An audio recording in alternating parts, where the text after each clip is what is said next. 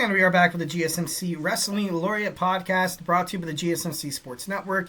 I'm your favorite wrestling fan here every Monday night live on the GSMC Sports Network, 8 o'clock Pacific time, 11 p.m. Eastern, to talk about the greatest thing in the world, professional wrestling. Constantly uploading, trying to upload as much content as I possibly can about professional wrestling. So make sure you guys Superman punch that like and subscribe button to the show to get notifications about more and new content.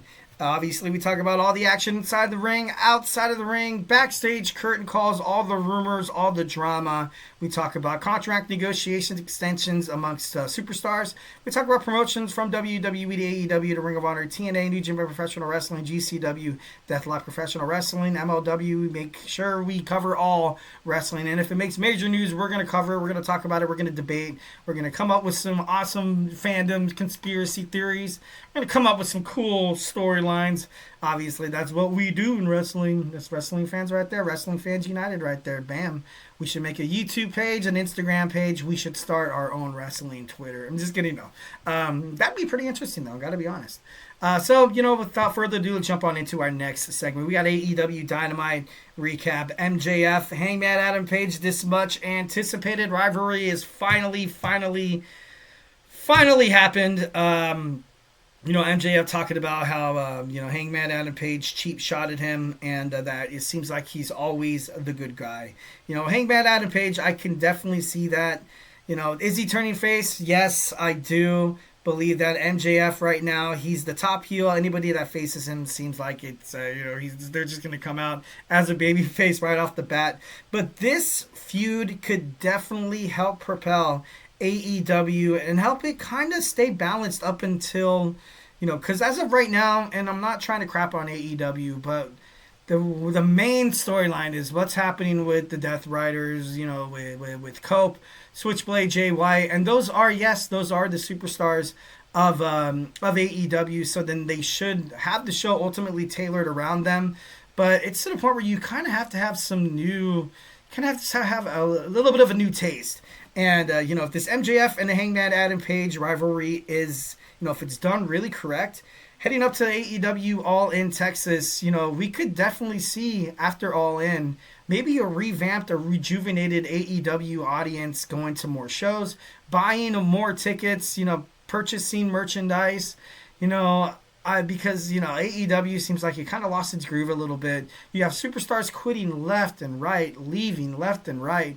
And that sucks. It sucks because those are great wrestlers like, Miro, Aleister Black, Ricky Starks, CM Punk, Cody Rhodes, Jade Cargill.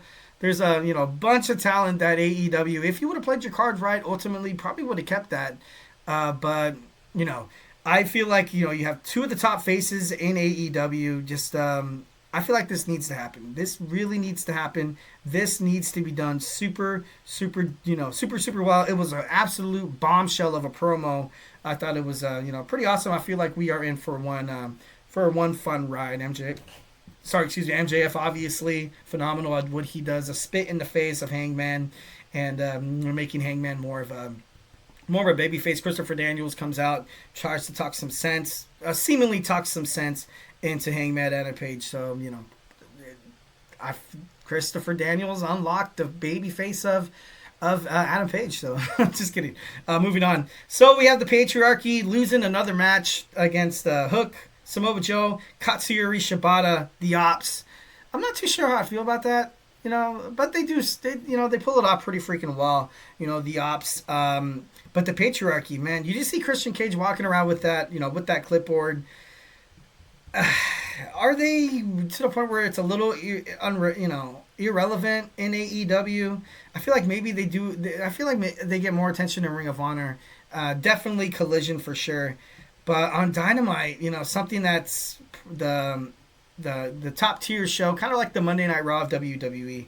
AEW Dynamite on Wednesday nights has always kind of been a wrestling fan's dream, to have wrestling on Wednesday, because for the longest time it was just Monday Night Raw, Friday Night SmackDown, nothing really in between. Well, obviously, Impact and all that, but, out of the top, quote unquote, the top tier wrestling methods, AEW has definitely put wrestling on the map on Wednesdays. So I feel like AEW Dynamite is kind of like their star show. The patriarchy just continued to lose. I don't think Christian Cage at this point, I feel like everything that was prestigious about him is ultimately kind of demoted.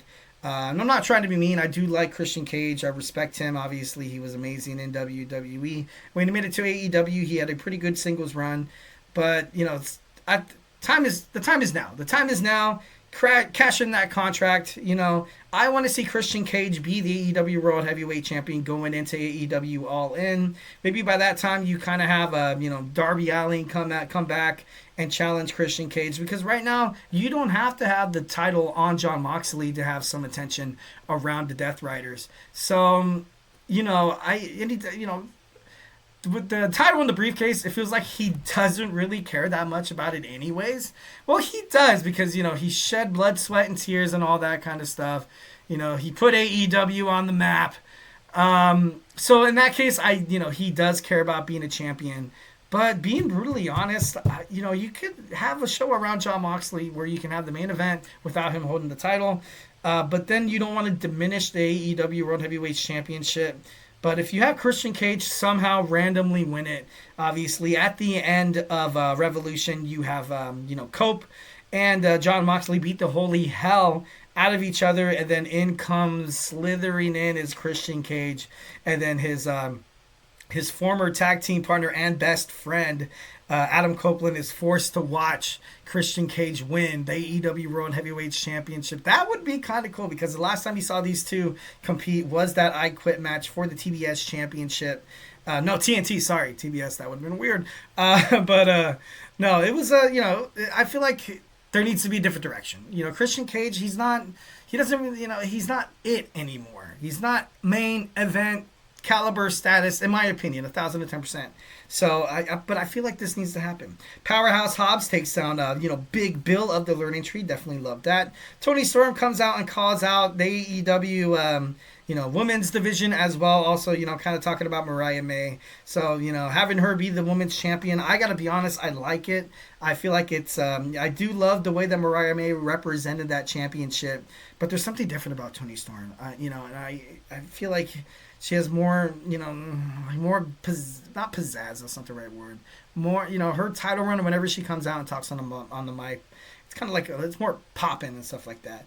And right now she's kind of viewed as a babyface. So now there's an array of superstars that will challenge Toni Storm.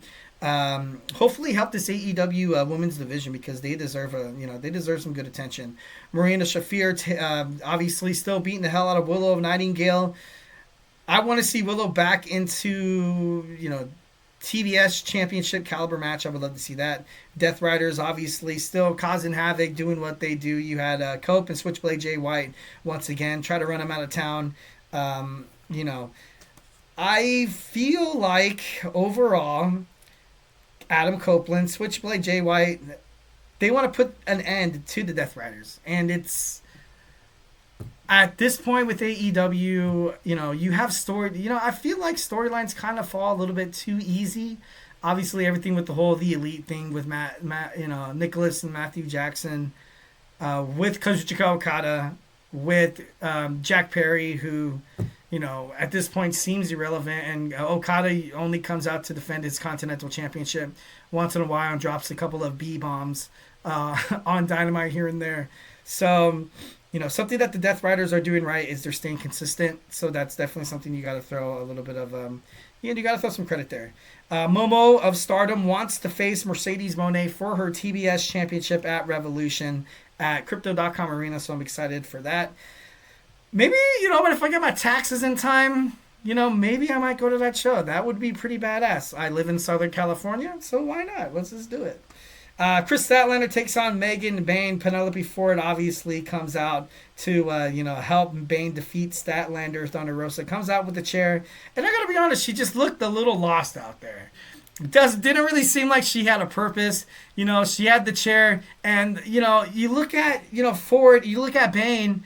They're not even moved or riveted from the thought of Thunder Rosa throwing that steel chair at him. I didn't really understand that. And I thought when Thunder Rosa would come back, to AEW Dynamite. I really thought it was going to be more of like a, it's like, oh, damn, this girl is back in action. This girl's going to tear off some faces, win some championships, and she's going to look absolutely amazing in the process. Didn't really get that vibe. Maybe, the storyline will go on, and maybe sometime down the line, maybe on Collision or Rampage, perception might be different, but I thought that was bad. That booking, or that that promo was pretty bad. We're probably looking for a tag team match with her and Statlander taking on Ford and Bane at Revolution, but I want to see Thunder Rosa back in that title picture. This obviously did not help whatsoever. Ricochet comes out, talking about how he wants to be much like Kevin Durant, and he told the Phoenix, Arizona audience that he wanted to leave. He said he wants to, he came to AEW to win gold. Prince Nana comes out, 3 decades in the business, missing his robe. That Ricochet stole. Ricochet, looks him dead in the eye. He's like, yeah, you can have it. You have to take it from me. And then obviously Prince Nana, he's like, are you going to cry? You're going to cry? No, I thought that was kind of stupid. Kind of like elementary school, like, status, like, roasting, I guess you can say. That's what the kids say nowadays. Roasting, or trying to antagonize him, trying to create that promo. And I don't, that was, it was mid. But there we go with the nowadays kids terms right there. I'm getting good, guys. I'm getting good. Roderick Strong loses against Orange Cassidy. It was kind of cool to see Jim Ross on the call on the main event. Freshly Squeezed is back in the win column. He's back on AEW, and I can't wait to see him maybe potentially win another AEW International Championship. That'd be pretty cool. First time, 3-time winner. I think that's what they said. But yeah, AEW Dynamite. It was okay. It was okay. WWE's newest NXT faction comes in. We're going to talk about the future. Bookings to avoid, storylines that might be able to put over these young superstars. We're going to talk about that when we come back. So grab your favorite snack, grab your favorite ice cold beverage. You join me here in about 20 seconds. So hey, do not go anywhere.